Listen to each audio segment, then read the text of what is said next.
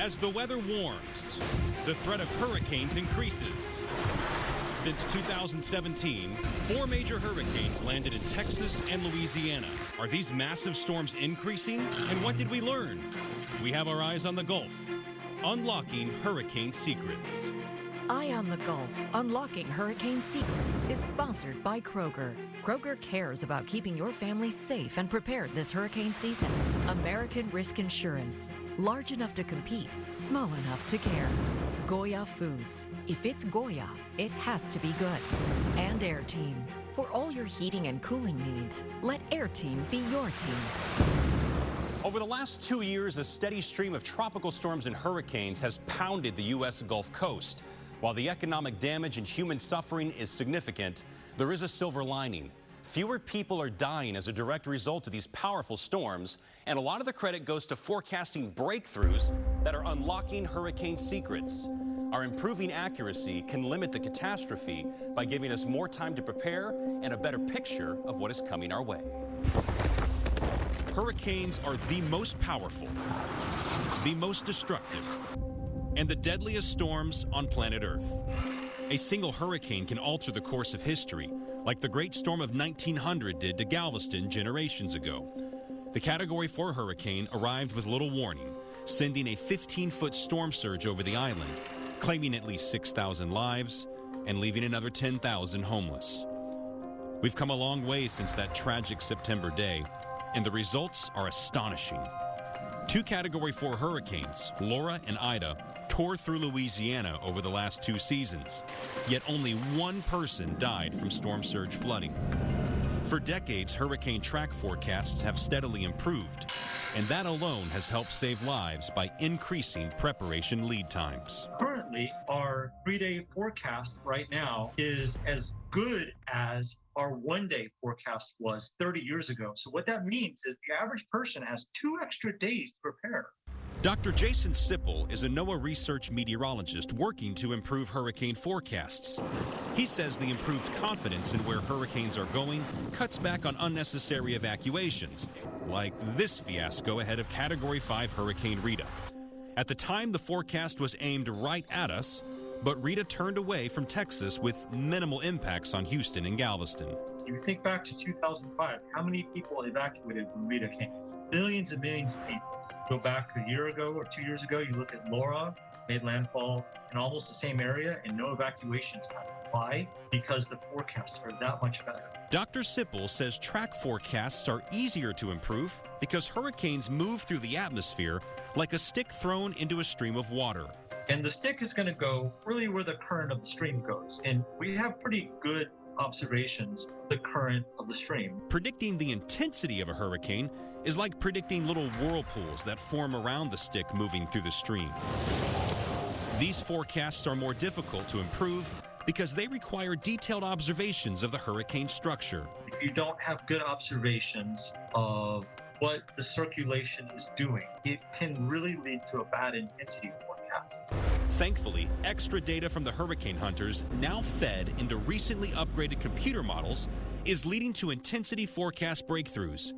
This gave the National Hurricane Center greater confidence in predicting both the track and strength of Hurricane Ida after it was first identified as a tropical depression. I can tell you, 15 years ago, we absolutely would not have made that forecast at all. In his 22 years at the National Hurricane Center, Jamie Rome says he's never seen an initial forecast like Ida's. The prediction called for rapid intensification from a tropical depression to nearly a Category 3 hurricane making landfall in Louisiana about 3 days later. I think Ida is a great example of how scientifically we're starting to overcome that limitation and get more and more comfortable making that prediction. Sure enough, just 3 days later, it made landfall in southeast Louisiana. But instead of being on the verge of a Category 3 hurricane, it was a Category 4 monster packing 150-mile-per-hour winds with a 14-foot storm surge. As Ida's surge washed away the coastline and the winds toppled buildings, power lines, and trees, the rain bands dropped more than a foot of flooding rains, spawning over 20 tornadoes. As it trekked across the country, Ida continued producing tornadoes and dropping nearly a foot of rain all the way into New York City. The storm flooded countless homes and vehicles over 1,000 miles away from its original landfall. Oh my God.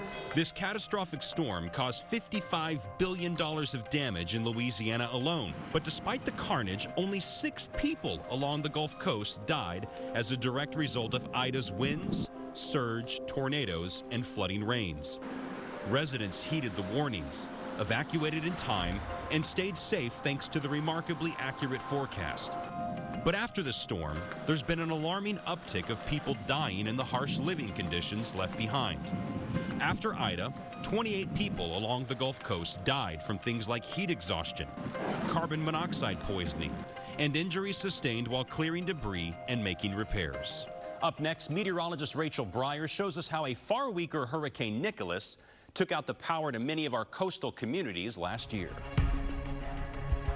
Nicholas intensified into a Category 1 hurricane just before making landfall after midnight on Tuesday, September 14, bringing storm surge, damaging wind gusts, and also heavy rainfall to the upper Texas coastline. One of the hardest hit areas was right here in Surfside Beach. I've been down here for a lot of storms. This one here was probably the one that scared me. The wind just kept getting stronger and stronger, and then it was supposed to be going in towards south of Matagorda, and it ended up coming right up at us. And when it hit hard. We show you what happened next as Hurricane Nicholas came ashore, and we explain how proper preparation helps speed recovery when Eye on the Gulf returns. Nicholas continues to slowly make its way off to the northeast. Well, right now on the west side of town, I'd say at least 70% of our streets are still covered in water. Robert Wood was the new Surfside Beach Chief of Police, and it was his first day on the job. Come in at 11 o'clock at night, and that's whenever it was really kind of rocking and rolling. Complete whiteout, didn't know if I was going up or down. And I want to say it was 12:15 or so, whenever high tide plus the storm surge rolled in. And it was amazing how fast that really happened, because 1 minute the water's creeping up, and the next minute it's literally just sweeping across the entire island. Came in and went all the way to past the intersection, our main intersection down there, and it ranged from here from 5+ feet all the way down to about 2 to 3 feet down there. High wind and storm surge were two of the primary causes of damage along the upper Texas coastline. High winds knocked out power for days. My winds were 97 miles an hour at my house. And so all of our plants were moving in the house. I said, man, and my wife's asking me, are we okay? Because she's never been through one. And I'm like, yeah, but I was definitely very nervous about the conditions changed completely from what we were advised at. Bob Petty owns one of the largest pieces of beachfront properties in Surfside Beach. Unfortunately, Petty discovered both his home and business would need repairs after Nicholas.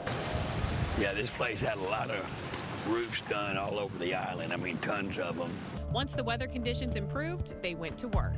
We had all of our equipment ready to go, so the moment the storm was over, we moved in and started cleaning up and getting the island back ready to for the residents to come back and start their cleanup process. All the preparation paid off. Power was restored within 4 days, and Surfside Beach already has plans in place for the 2022 hurricane season. There is Harvey right now making landfall on the northern end of San Jose Island. That's just to the east of Rockport. 5 years ago, Hurricane Harvey came ashore at Rockport, Texas, and stayed for days. Harvey flooded the Houston area and southeast Texas. Dickinson was one of the worst hit communities. Homes were underwater.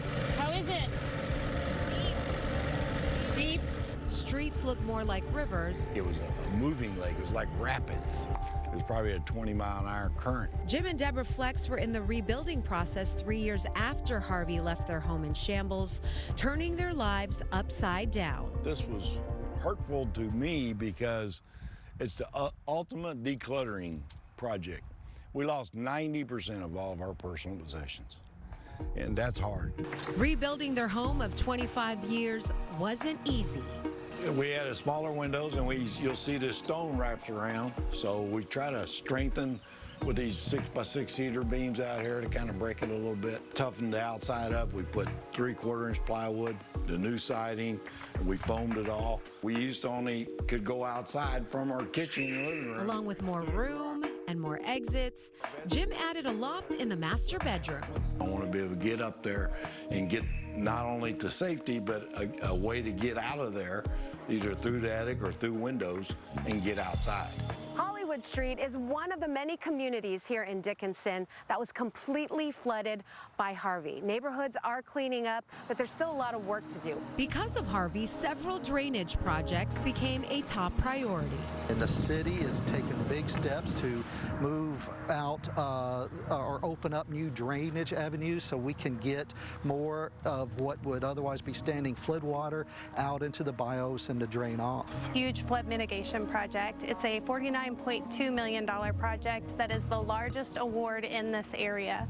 So we're really excited about that. That's going to be a major underground drainage system that will help move water from one end of the city out through the other to the bayou. Starting in July, Dickinson residents whose houses were flooded during Hurricane Harvey have the opportunity to apply for a buyback program. An acquisition, basically, the home will be demolished and then a flood mitigated home would be rebuilt on that property.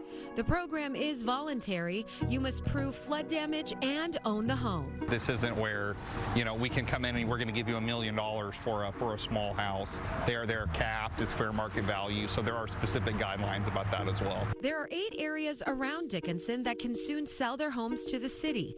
Neighbors can begin applying on July 1st. They'll find out by the end of the year if they're selected.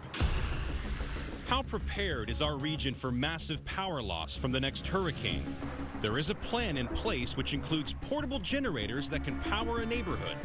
Plus, did you know the seawall isn't as protective as it used to be? We show how time and increasing sea levels will affect Galveston when Unlocking Hurricane Secrets returns. Too often in Houston, when storms roll in, the power cuts out. But what can we do to get that power back online faster, or better yet, never goes out to begin with? We don't have any control over the storms. Those aren't going to stop. Our focus for the future is on our infrastructure. And by improving that, we can improve how this city handles storms. One of the goals is that now the world will be able to look at the city of Houston and say, yes, they're on the Gulf. Yes, these storms keep coming, with greater frequency and attention and costing more. But look how quickly Houston responded. Look how quickly they got back on their feet. And the quickness with which we can rebound is crucial, because while to some a power outage is an inconvenience, for others like Brian Shirley, who lost power during the winter freeze for over a week and hot water for over a month, those outages can be life-changing. 5 weeks without hot water, I was taking baths in the sink and everything. I ended up getting an infection in my foot. It ended up being a flesh-eating virus, and I actually lost a leg. I lost my right leg above the knee. A life-changing trauma started with an extended power outage.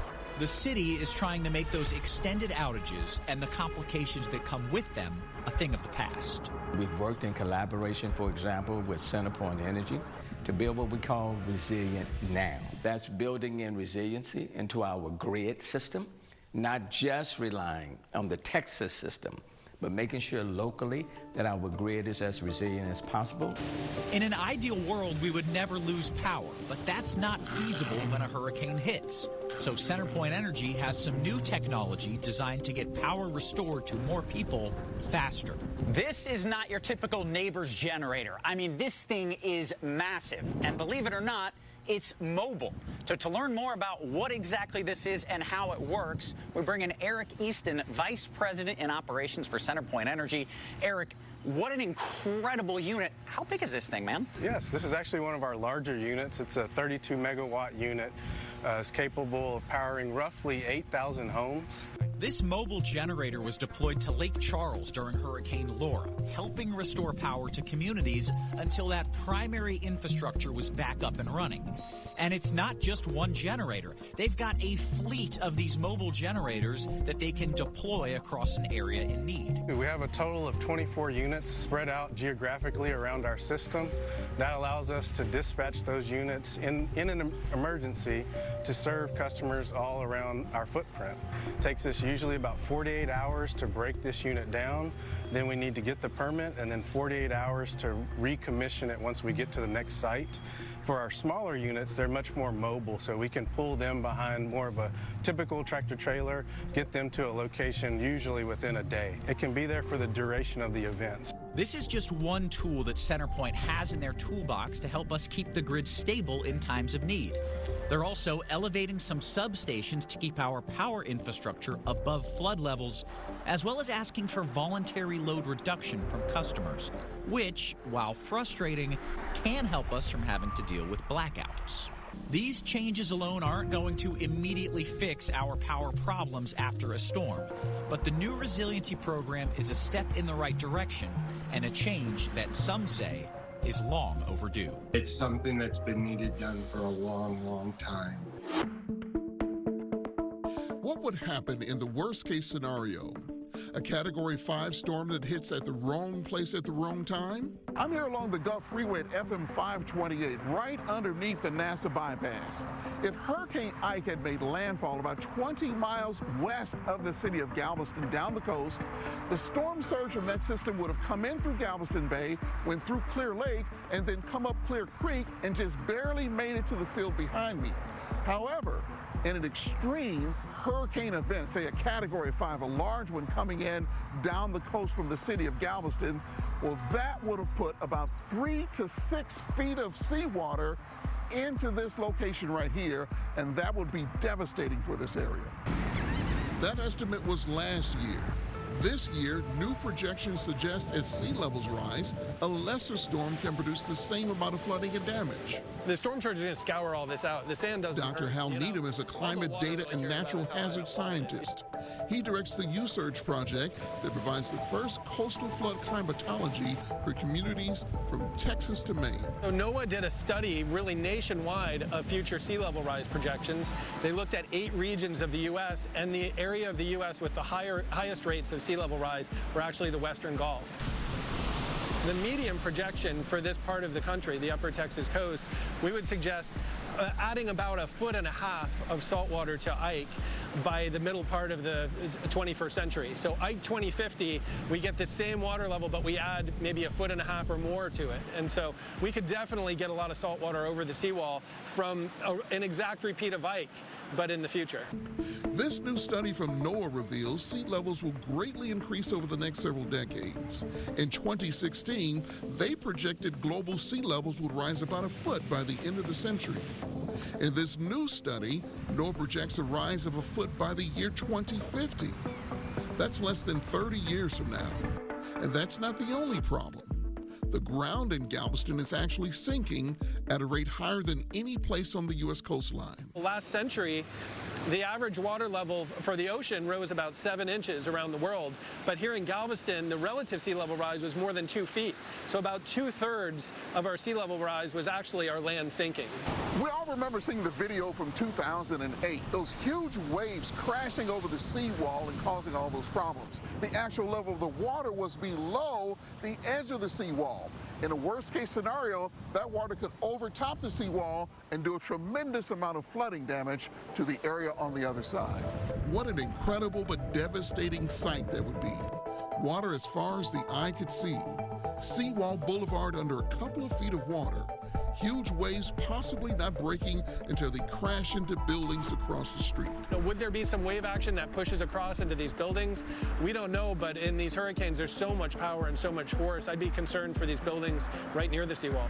Stay tuned to find out what 2 feet of extra water would do to Galveston's homes. Eye on the Gulf, Unlocking Hurricane Secrets is sponsored by Kroger. Kroger cares about keeping your family safe and prepared this hurricane season. American Risk Insurance. Large enough to compete, small enough to care. Goya Foods. If it's Goya, it has to be good. And Air Team. For all your heating and cooling needs, let Air Team be your team. During Hurricane Ike, about 48% of the buildings on Galveston Island flooded. If that same storm were to hit today, about 52% of the buildings would flood. Some of the most vicious storms in the world can hit us. Using information from the NOAA Sea Level Rise study, Dr. Needham predicts a whopping 68% of the buildings in Galveston would flood in 2050. We've not only documented all of the high water marks from 92 hurricanes and tropical storms in Galveston, we have a very extensive data set. We've also mapped out building elevations for about 1,800 buildings. But a future Ike with sea level rise floods about 20% more buildings. So there are a lot of buildings that just stayed dry during Ike that suddenly will be flooded in a future Ike. Here's a row of 19th century homes that survived the great 1900 Galveston hurricane. Notice how the high water marks from Ike are just below the top of the stairs. By 2050, the same storm would bring more than a foot of salt water into homes that survived every storm since 1900. The living area of the shorter homes in the block would be completely engulfed by a 10-foot storm surge of salt water. Middle part of the century can seem far away, but if people are buying a home and they're going to get a 30-year mortgage, they actually are buying that home with a contract out to the year, 2052. So we need to really think about what's going to happen in the upcoming decades. And there's something else that's unique about Galveston Island. The elevation usually falls as you approach most beaches.